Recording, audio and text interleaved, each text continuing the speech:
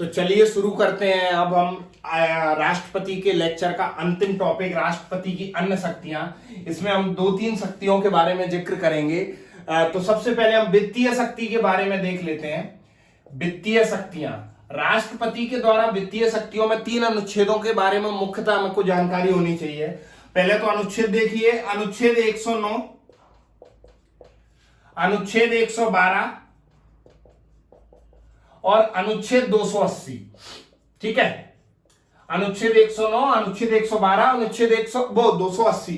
अनुच्छेद 109 में धन विधेयक से संबंधित जो प्रक्रिया है उसके बारे में जिक्र है। तो अब प्रक्रिया के बारे में जिक्र क्या है वो देखिए कि धन विधेयक जब पहली बात तो धन विधेयक के लिए हम अलग से लेक्चर बनाएंगे, क्योंकि सबसे इंपॉर्टेंट टॉपिक है प्री और मेंस दोनों के लिए। इसमें हम समझते हैं कि सबसे पहले तो क्वेश्चन यहां से आता है कि धन विधेयक कहां प्रस्तुत किया जाता है। तो धन विधेयक सिर्फ लोकसभा में प्रस्तुत किया जाता है, सिर्फ लोकसभा में प्रस्तुत किया जाता है। धन विधेयक सीधे लोकसभा, वो सिर्फ लोकसभा में प्रस्तुत किया जाता है। प्लस राष्ट्रपति को इस बारे में क्या शक्ति है, तो धन विधेयक लोकसभा में प्रस्तुत होने से पहले राष्ट्रपति के सहमति से ही प्रस्तुत होता है। पहले ही राष्ट्रपति की सहमति चाहिए रहती है काय में, धन विधेयक में। इसके साथ साथ धन विधेयक का थोड़ा सा और देख लीजिए कि धन विधेयक जब दूसरे सदन में भेजा जाता है राज्यसभा में, तो राज्यसभा में उसके पास, राज्यसभा के पास 14 दिन होते हैं कि राज्यसभा 14 दिन में उस विधेयक पर विचार विमर्श कर ले। अब सुनिए, राज्यसभा ने कोई भी विचार विमर्श अगर धन विधेयक पर करती है, ये लोकसभा है, ये राज्यसभा है। धन विधेयक राष्ट्रपति की सहमति के बाद राज्यसभा, राष्ट्रपति की सहमति के बाद लोकसभा में प्रस्तुत हुआ और लोकसभा से राज्यसभा गया। अब राज्यसभा के पास 14 दिन है। 14 दिन में चाहे वो कुछ भी कर ले, उसमें परिवर्तन तो कर नहीं सकती, सिर्फ सलाह दे सकती है। अगर 14 दिन में इन्होंने, राज्यसभा ने विधेयक को वापस नहीं लौटाया, तो लोकसभा ये मानेगी कि यह विधेयक पास है, अपने आप पास हो जाएगा। इस विधेयक में राज्यसभा के पास कोई अधिकार नहीं होता, सिर्फ वह एक सलाहकारी भूमिका निभाती है। प्लस अगर राज्यसभा ने कुछ अपने प्रस्ताव दिए, दोबारा लोकसभा गया धन विधेयक, धन विधेयक में और अच्छे से समझ लेंगे, तो लोकसभा उस विधेयक में जो प्रस्ताव दिए उन्हें माने या ना माने, ये लोकसभा के ऊपर है। तो हम तो इसमें राष्ट्रपति की सिर्फ शक्तियों के बारे में करेंगे कि धन विधेयक राष्ट्रपति की सहमति से ही लोकसभा में प्रस्तुत होता है। फिर अगला अनुच्छेद, अनुच्छेद 112। अनुच्छेद 112 क्या कहता है, भारत का वार्षिक वित्तीय विवरण यानी बजट, सीधी भाषा में हम बजट बोलते हैं। संविधान में भारत का वार्षिक वित्तीय विवरण राष्ट्रपति संसद में पेश करता है, राष्ट्रपति संसद में प्रस्तुत करता है। ठीक है, फिर अगला अनुच्छेद, अनुच्छेद 280, ये वित्तीय शक्तियों में। अनुच्छेद 280 वित्त आयोग का गठन, ये वित्त आयोग के टॉपिक में पढ़ेंगे, सिर्फ अभी राष्ट्रपति की शक्तियां देखते हैं। वित्त आयोग का गठन राष्ट्रपति करता है, तथा इसका गठन क्यों करता है, केंद्र और राज्य के बीच, केंद्र और राज्यों के बीच वित्तीय सामंजस्य स्थापित करने के लिए, वित्तीय सामंजस्य स्थापित करने के लिए। तो वित्तीय शक्तियों में तीनों अनुच्छेदों के बारे में जिक्र हो गया। आर्टिकल 109 धन विधेयक की जो प्रक्रिया है, 112 राष्ट्रपति द्वारा वार्षिक वित्तीय विवरण या बजट को प्रस्तुत करना, और अनुच्छेद 280 वित्त आयोग का गठन। ठीक है, अब ये हो गया। अब इसके बाद हम बात करते हैं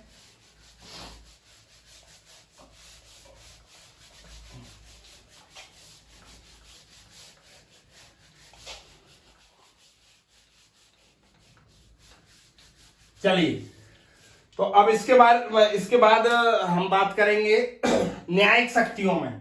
न्यायिक शक्तियां जो हैं, न्यायिक शक्तियां, आर्टिकल 72 को हम पहले के लेक्चर में पढ़े हैं, वो भी न्यायिक शक्ति के अंतर्गत आता है, लेकिन वह थोड़ा स्पेशल था इसलिए उसको अलग से पढ़ा गया। न्यायिक शक्तियों में तीन अनुच्छेदों पर बहुत फोकस रखना। 124, इसी का उल्टा 214 और 143, तीनों अनुच्छेदों को समझ लीजिए।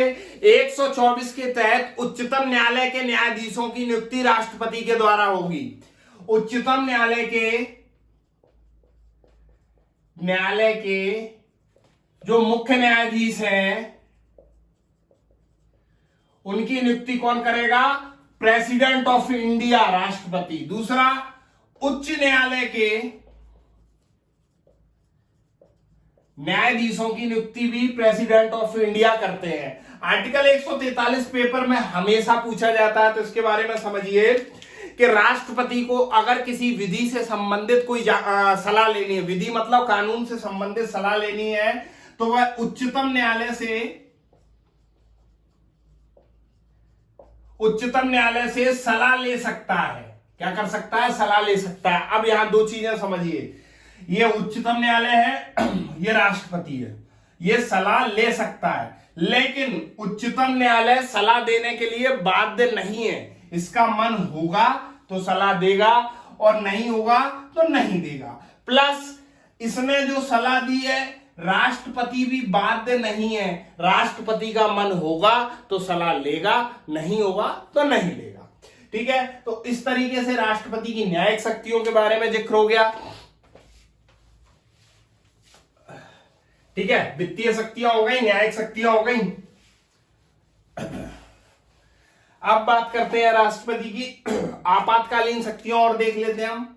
हालांकि आपातकाल का टॉपिक अलग है, लेकिन हम आपातकालीन शक्तियों में देख लें। 352 राष्ट्रीय आपातकाल, राष्ट्र में आपातकाल लगाने की शक्ति राष्ट्रपति के पास है। 356 राष्ट्रपति शासन, राज्यपाल के द्वारा अगर किसी राज्य में राज्यपाल के द्वारा अगर राष्ट्रपति को यह रिपोर्ट दी जाती है कि किसी राज्य में संविधान का उल्लंघन हो रहा है, तो राष्ट्रपति शासन लग सकता है। अब वित्तीय आपातकाल 360 के तहत, तो इस तरीके से वित्तीय आपातकाल 360। तो हम तीनों शक्तियों के बारे में पढ़ लिए हैं। यहां पर जो अन्य शक्तियां हमने टॉपिक दिया था, तो सबसे पहले वित्तीय शक्तियों में 3 अनुच्छेद है। अनुच्छेद 109, अनुच्छेद 112, अनुच्छेद 280। 109 धन विधेयक से संबंधित है, 112 वार्षिक वित्तीय विवरण और 280 वित्त आयोग से। फिर उसके बाद न्यायिक शक्तियों में तीनों अनुच्छेदों को देख लिए। 124 के तहत उच्चतम न्यायालय के जो मुख्य न्यायाधीश है उसकी नियुक्ति राष्ट्रपति करता है। 124 के तहत 214 के तहत उच्च न्यायालय के जो मुख्य न्यायाधीश है उसकी नियुक्ति राष्ट्रपति करता है। फिर 143 के तहत मतलब उच्चतम न्यायालय से राष्ट्रपति सलाह ले सकता है किसी भी विधि संबंधित मामले में, लेकिन राष्ट्रपति बाध्य नहीं है, वह चाहे तो सलाह मानेगा नहीं तो नहीं मानेगा। उसी प्रकार उच्चतम न्यायालय बाध्य नहीं है, चाहे तो सलाह लेगा नहीं तो नहीं लेगा। इसके बाद हम बात कर लेते हैं इसकी क्या बोलते हैं आपातकालीन में 352, 356, 360, 352 राष्ट्रपति शासन, 352 राष्ट्रीय आपातकाल, 356 राष्ट्रपति शासन और 360 वित्तीय आपातकाल। तो राष्ट्रपति का जो टॉपिक है उसके हमने सभी पहलुओं को समझ लिया है। अब इसके बाद हमारा अगला टॉपिक उपराष्ट्रपति होगा। तब तक चैनल को लाइक, सब्सक्राइब, शेयर व कमेंट करिए। ये पूरे जो संविधान की सीरीज है, इसमें जब आप अंतिम लेक्चर पर पहुंचेंगे तो मेरा विश्वास है कि संविधान से संबंधित संपूर्ण क्वेश्चन आपके यहां पर सॉल्व हो जाएंगे, वो भी निःशुल्क।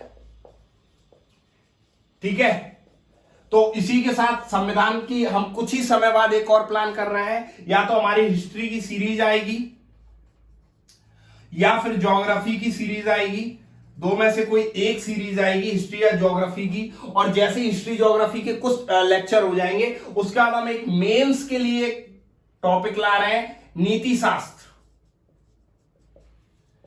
मेंस का एक टॉपिक आएगा नीति शास्त्र, जो कि मेंस के साथ साथ भारत के प्रत्येक नागरिक, प्रत्येक बच्चे, प्रत्येक विद्यार्थी को जानना जरूरी है कि नीति शास्त्र में क्या क्या ऐसे प्रावधान दिए गए हैं। तो चलिए